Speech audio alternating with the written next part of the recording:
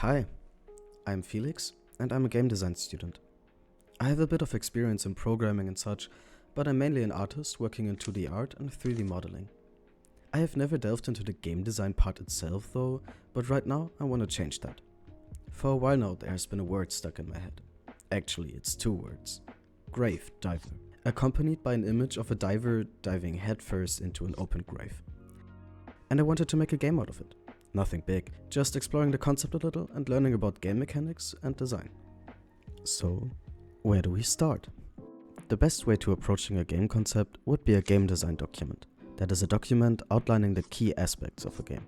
These are by no means final decisions, but they help create a baseline for what this game is going to be and how it works. To get a template, I simply searched for game design document template on Google and picked the one made by Unity, since I will be working in that engine anyway. The template is fine. It has explanatory text underneath every point that help figure out what your game even needs, but writing in it for a bit I realized I was limiting my ability to think freely and sort out my ideas. And the formatting is kinda weird. So, I opened my own document and only used the Unity one as a guide.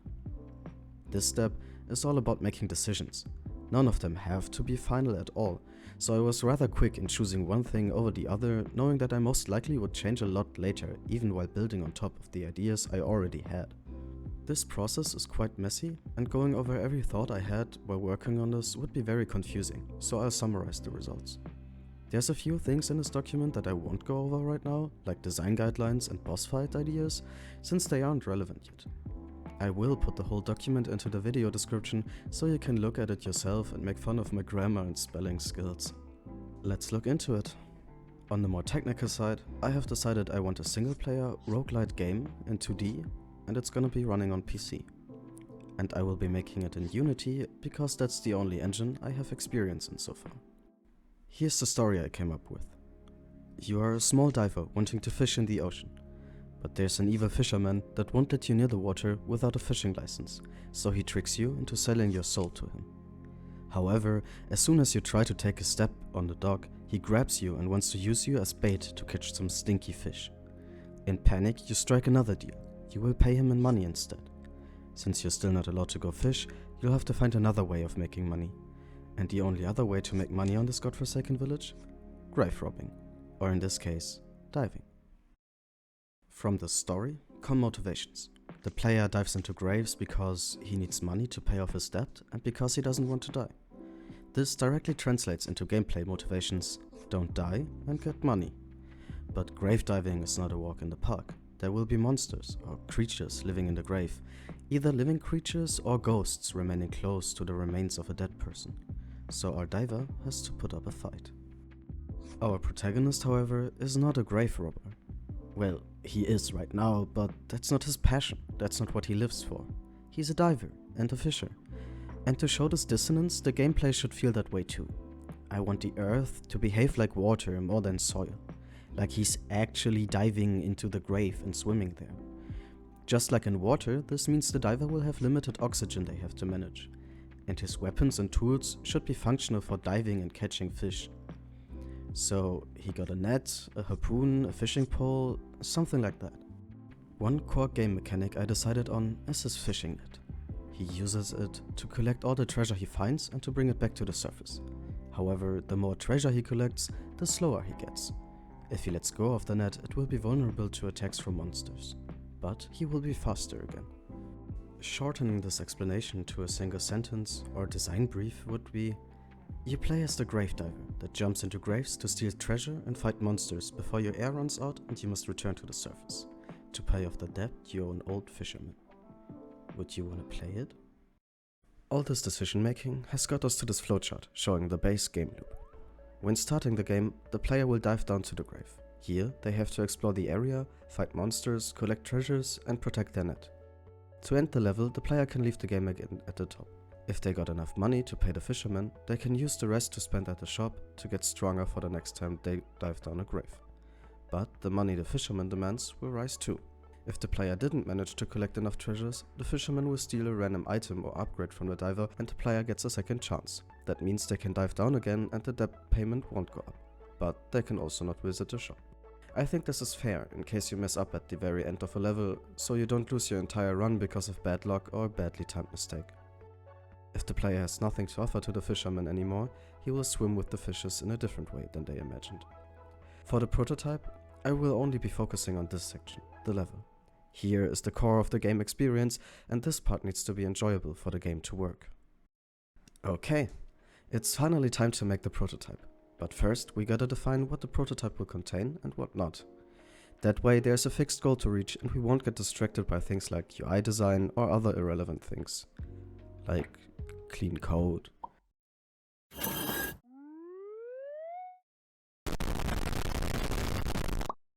Like stated before, the prototype will only contain a level itself. That means no menuing, shops, animations of divers getting eaten by fish, sound design, and juice. Juice is a word for the feedback the game gives to the player. Things like screen shake and particle effects. Juice is an important part of the game feel, but I only want to add it if we have to, since juice makes even pressing a useless button fun.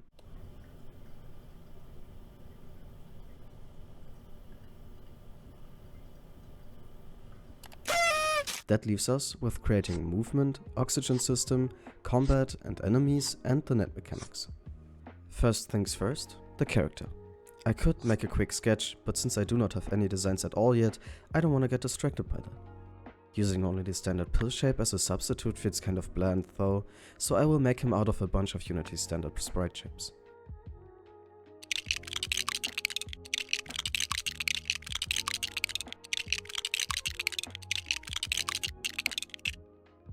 Okay, they look very cute.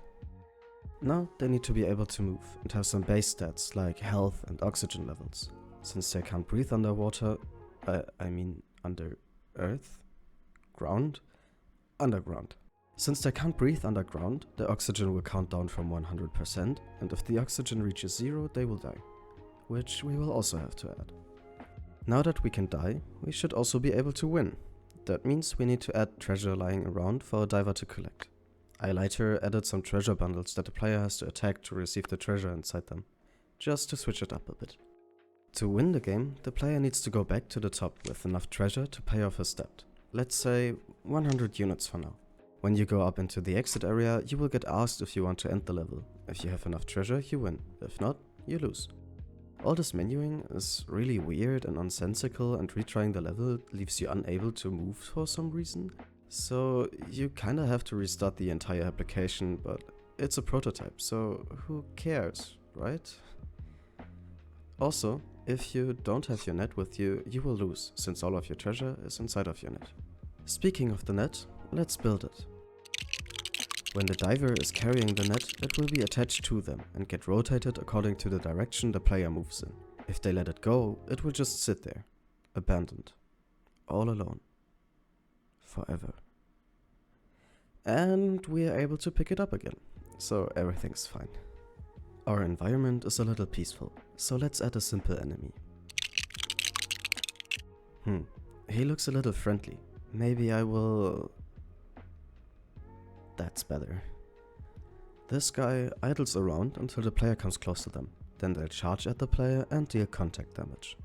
Okay, now we need a way to defend ourselves.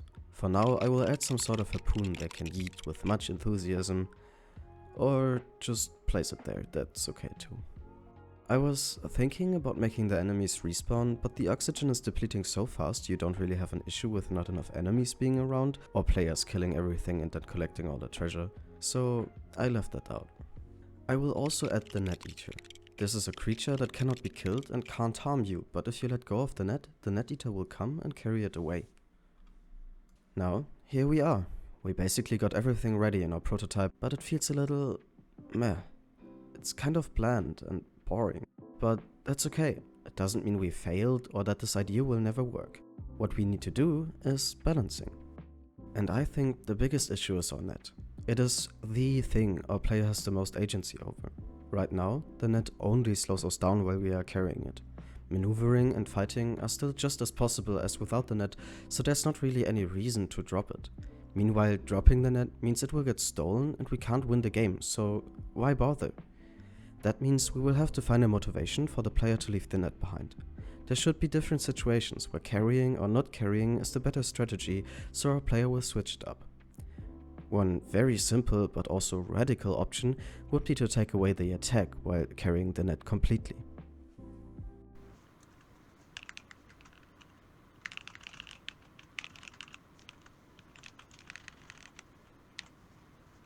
This works surprisingly well. I almost didn't make it back to the top before my oxygen ran out. The net eater didn't really do anything for or against me though. As soon as it got my net, I was already back at it and could just take it back. We could make the net eater faster, so the player needs to waste more time running after it. Okay, this does make me see the net eater a lot more, but it's still not really doing anything. I just keep coming back to my net too fast. If I spend more time fighting enemies, the net eater will have more time messing with the net. To simulate more complex battle for now, I will increase the health of the bugs crawling around. Oh, and I also added a bit of idle movement to the bugs to feel less static. Wow, okay, fighting is definitely taking a bit longer, but even after being away from the net for a while, I could just snatch it away from the net eater. Net eater. What if the net eater actually eats the net? This is a bit more effort than the other changes, but it might be worth it. Luckily, we don't have to worry about clean code, and I can just add the whole logic for the net health into the net eater script. Yeah, I just hope I don't have to add another net eater entity. Okay, now the net eater will wait for 7 seconds, then bite the net every 5 seconds, and after 3 bites the net will be destroyed. If the net is destroyed, the game will end. I feel like there's a good balance between protecting yourself, protecting the net, and collecting treasure. But just because I think it works doesn't mean it's good. So now we got a playtest. I built a project and sent it out to my friends. We would meet on Discord, they streamed their gameplay, and after they had enough, I asked them a few questions I prepared beforehand. The results are in and... okay, dang, the game is way too hard. None of my friends managed to beat it once, but I still got great feedback. One thing I learned is speed values are messed up when you build your game in comparison to the game testing in engine. That's something I'll have to keep in mind. Sadly, you kinda have to guess the values. I multiplied all speed values by 6 and that felt fine. A lot of tries failed because enemies' hitboxes bounced off the player multiple times and instantly killed them in one attack. Invincibility frames, or short, iframes, are really important and I should definitely add them. Saying menuing being broken wasn't a big issue was a mistake. It's really annoying for everyone involved to have to Alt F4 the game and restart it after a bug insta-killed you just because the hitboxes rolled past each other. While it was nice and fun being in voice chat with my friends, the setup wasn't ideal to get constructive feedback. They're my friends, they wanna be nice.